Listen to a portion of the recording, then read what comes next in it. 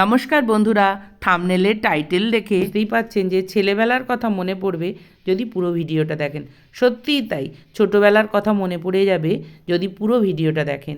আজকে এমনই একটা প্রকৃতি প্রেমীদের জন্য ছোট্ট ভিডিও আপনাদের সামনে হাজির করব, পুরোটা দেখবেন কিন্তু অনুরোধ রইল। ভোর 5:30টার সময় উঠে সমস্ত বাসি পাট সেরে নিয়ে সংক্রান্তির দিন বাসি পিঠে খেয়ে চললাম শহর থেকে অনেক দূরে সবুজে ঘেরা গ্রামের উদ্দেশ্যে। আমরা প্রতি বছর কিন্তু এখানে চলে আসি পিকনিক করতে। এক একটা স্পট এক এক বছর নির্ধারিত থাকে।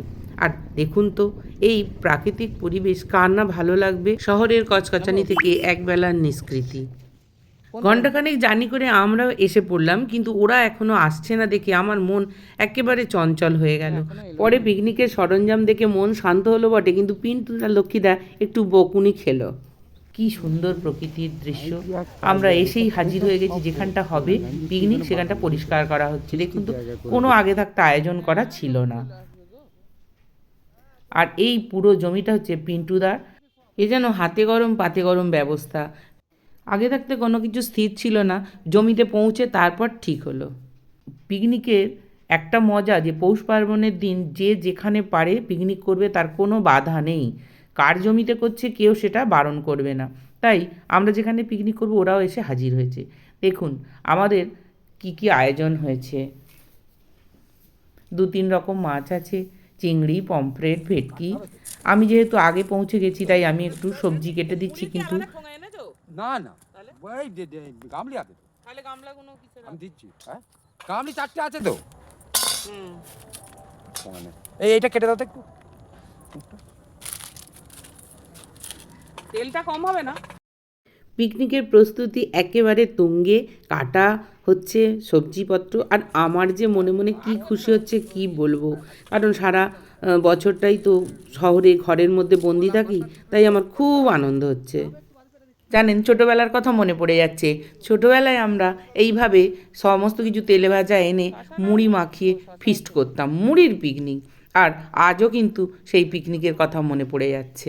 আর এদিকে ওই যে রান্না শুরু হয়ে গেছে, বাবুদার ভেজ ডাল হবে, সবজি ভাজছে, ঝিরিঝিরি আলু ভাজা, ভেটকি মাছ, চিংড়ি আর পমফ্রেট মাছ। কোনো মাংস হবে না, তার কারণ কথায় কথায় রবিবার লোকে মাংস তো রোজই খায়, তাই পিকনিকে কোনো মাংস হবে না। আমাদের রান্নার দেরি হয়ে যাচ্ছে বলে পিন্টুদা উনুন খুঁড়তে বসে পড়েছে। মাটি খুব টাইট গো, খুব টাইট। গ্রামের এটাই সুবিধা, হ্যাঁ, মাটি কাটো, কাঠ নিজেদেরই জমির, ব্যাস শুধু উনুন জ্বালো আর রান্না। এই জন্যই তো গ্রাম হচ্ছে মজার ব্যাপার, খোলামেলা উন্মুক্ত আকাশ। যে যেমন এদিকে উনুন জ্বালিয়ে ফেলেছে, কাঠ রেডি হয়নি, উনুন জ্বালিয়ে ফেললো। নাম কি জানো? উনুন জ্বালিয়ে দিয়েছে। এই বাচ্চা ছেলেটা একটু বয়সে ছোট, খুব ভালো ছেলে, আমার ওকে খুব ভালো লেগেছে। ব্যাস এইবার উনুনে হাঁড়ি বসে গেল, চাল পড়ে যাচ্ছে।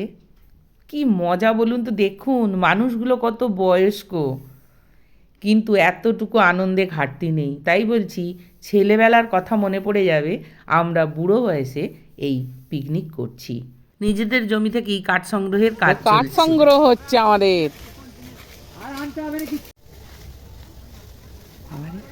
কি মজা লাগবে না আমাদের, খুব খুব আনন্দ হচ্ছে আমার। এই উল্টে আরো আইটেম বাড়াতে হবে, যা কাঠ এসে যাচ্ছে। ওই দেখ, দেখুন সব, কাউকে আমি বসিয়ে রাখিনি, সকলকে কাজ করিয়েছি। এই আমার বরমশাই।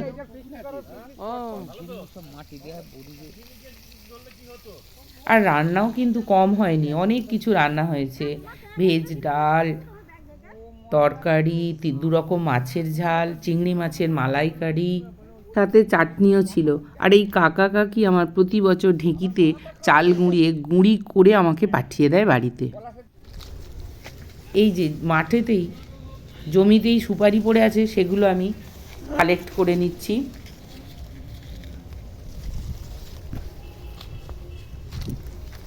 কতগুলো সুপারি কুড়ালাম, সেগুলো বাড়ি নিয়ে আসবো, তার কারণ এগুলো আমার পুজোর কাজে লেগে যাবে। ওটা কি করো, তো উঠেই পড়লো, তত্তর তত্তর করে উঠছে, খুব ছোটি ছোটি ডাবগুলো। দেখুন ওই পিন্টুদারি জমিতে নারিকেল গাছ আছে, সেখান থেকে ডাব পাড়াচ্ছে, আর তত্তর করে হনুমানের মতো মহাদেব উঠে পড়ছে। তাহলে একটা একটা ছাইড়ে ফেল। দেখুন কোনো কাটারি টাটারি কিচ্ছু নেয়নি, ওর নাড়ি ডাব পাড়া হয়ে যাচ্ছে। আর ডাবগুলো খুব কচি। গ্রামের মানুষ খুব সহজ সরল।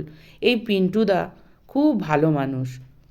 ওই অনেক কিছু আয়োজন করেছে, আর করেছে লক্ষ্মীদা। আমাদের মা 8টা রেখেছিল, মানে পিসি আমাদের বোনের বাড়ি, শ্বশুর বাড়ি, দাদার শ্বশুর বাড়ি, আমরা দুটো করে, মধ্যখানে মেজো পিসি এন্ট্রি। এবার কিছু করার নেই, আমি বললাম তুমি দিয়ে দাও, আমি কিনে নেবো। কতটা বড় মনের পরিচয় দিল, নিজের গাছের নারিকেল, অথচ যেহেতু আত্মীয় এসে গেছে তাকে দিয়ে নিজে কিনে খাবে। বলে ওঠারটা আমি তুলতে পারিনি, ও তো চলে উঠে পড়েছে তত্তর করে। আর সুযোগ ছাড়ি, এবারে তারা মানে হুড়ুর হুড়ুর করে নামছে।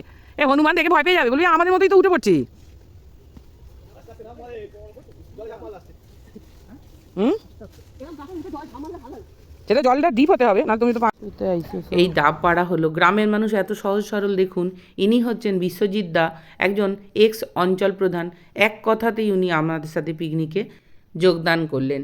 এইবার ভাত খেয়ে ডাব খাওয়া হবে বলে পেড়ে নেওয়া হলো। এবার পাতা কাটার সময় আমি কোনো কিছু ছাড়ছি না, যা কিছু প্রাকৃতিক দৃশ্য দেখছি সব আমি ক্যামেরাবন্দি করে নিচ্ছি। আমার এগুলো খুব ভালো লাগে। ওই দেখুন দূরে কাশফুল ফুটে আছে কত, আর এমন সুন্দর প্রাকৃতিক দৃশ্য কার না ভালো লাগে বলুন তো? তাই তো বলছি যে ছোটোবেলার কথা মনে পড়ে যাবে। আমরা কিন্তু কেউ ছোট না, ধেড়েরাই এই আনন্দ উপভোগ করছি। এই আমরা একটুখানি নুন লেবু দিয়ে দিলাম, তারপরেই এসে গেল ভাত দেওয়ার ব্যাপার। আমরা বসে পড়েছি, লক্ষ্মীদা পরিবেশন করছে। কি ভালো লাগে বলুন তো? একটা দিন আমাদের রান্না করতে হয় না, এই যে বসে বসে পরিবেশিত খাবার আমরা পেয়ে যাই। খুব খুব মজা হয়। আয়োজনে কোনো খামতি ছিল না। আর শহুরে জীবন থেকে একটা দিন আমরা যেন অক্সিজেন নিয়ে বাড়ি ফিরি। তার কারণ গ্রামের সমস্ত কিছুই ফ্রেশ, সেটা প্রাকৃতিক দৃশ্যই বলুন, রান্নাবাড়া আর মানুষজনই বলুন, সকলেই খুব খুব ভালো। তাই একটা দিন খুব খুব এনজয় করলাম। আপনাদের কেমন লাগলো আমাদের এই পিকনিকের আয়োজন জানাবেন কিন্তু। এইবার পিকনিক হয়ে গেছে, খাওয়া দাওয়া হয়ে গেছে, এই পাত্তাড়ি গোটাবার পালা। যথারীতি সমস্ত কিছু গুছিয়ে আবার টোটোয় করে চলে যাবে বাড়িতে। আর খাওয়ার পর একটা করে লেবু খেয়ে নিচ্ছি, আর এই যে কচি কচি ডাব খাচ্ছি। শহরে এই ডাবের কত দাম বলুন তো? তাই আমি 2 না 3টে খেয়ে নিয়েছি ডাব। আর আমার এই ভিডিও প্রাকৃতিক দৃশ্য যদি ভালো লাগে, লাইক শেয়ার করবেন। টাটা, দেখা হবে অন্য ব্লগে।